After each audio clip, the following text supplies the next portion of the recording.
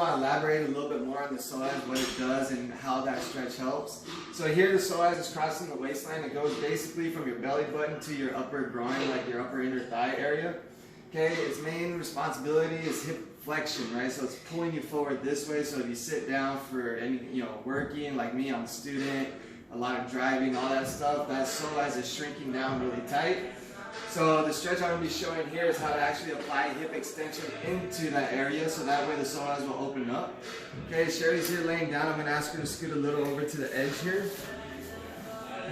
And once I get this leg hanging off the edge, I actually like to get my knee to the table as well, so that there's a base there so that the leg can push off of. Okay, so here, Sherry, I'm going to ask her to go ahead and pinch her butt cheek here for me. And I'm not pushing down with this hand, I'm just keeping it with some even pressure on my knee, so that way you can just hold that tension there. Now, if this isn't deep enough stretch for her to feel through the psoas, I instruct my clients to reach up and over their head. Okay, this will intensify that psoas right here from the upper thigh and the belly button area to get stretched out. Okay, another thing they can do is actually walk their hand out to the edge to completely apply the motion of what would be internal rotation on the psoas, because it does aid in external rotation along with that hip flexion. Okay, here you can see her whole body's kind of lifting up, so she'll actually lose the stretch from this point.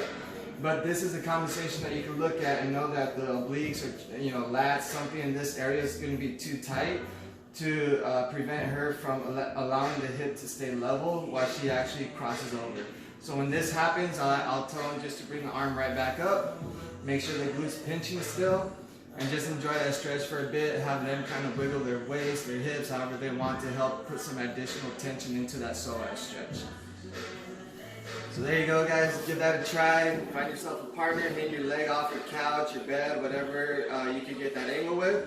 Make sure it's supported, and do not push down on the leg because you don't want to tear anything inside that psoas.